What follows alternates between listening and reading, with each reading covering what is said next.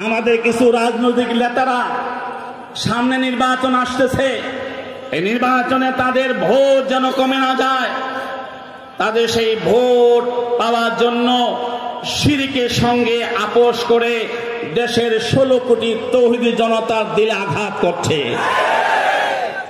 রাজনৈতিক দলের নেতারা হিন্দুদের মন্দিরে গিয়ে পূজা আর রোজা এক বলে ইসলামকে নিয়ে ঠাট্টা মস্করা করছে।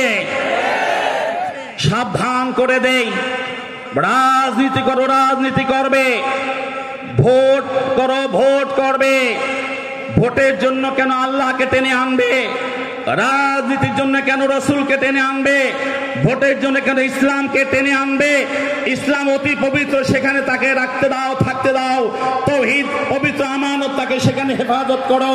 এই নিছক এই তুচ্ছ ভোটের জন্য তোমরা যেভাবে রোজাকে পূজা বানিয়ে ফেলেছ, তোমরা যেভাবে মন্দিরে গিয়ে হাত উঁচু করে কপালে হাত নিয়ে এই প্রতিমার প্রতি সম্মান প্রদর্শন করেছ, স্পষ্ট ভাবে বলছি, কোরআন তালাশ করে দেখো, সুন্নাহ তালাশ করে দেখো, ফতোয়ার কিতাব তালাশ করে দেখো, 1500 বছরের সকল যুগের সকল উলামা, সকল মুহাদ্দিস, সকল মুফতিদের ফতোয়া ঘেটে দেখো। যারা এমনটা করেছ, যদি না ঈমানকে আবার নবায়ন করো, যদি না তাওহীদকে আবার নবায়ন করো, তোমরা ইসলামের গণ্ডের মধ্যে নাই, তোমরা ইসলাম থেকে বের হয়ে গিয়েছ।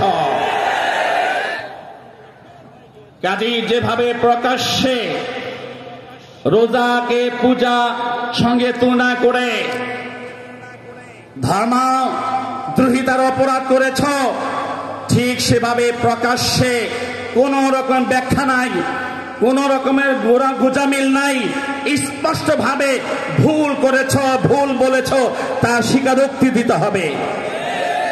অন্যথায় দেশের তাওহীদি জনতার দিলের মধ্যে তোমাদের সমস্ত অন্যায় অনাচারের কারণে, তোমাদের ধর্ম নিয়ে তুচ্ছ-তাচ্ছিল্যের কারণে যে আঘাত লেগেছে, এই আঘাতের ক্ষত কিন্তু সহজে যাবে না। কথা ঠিক কিনা?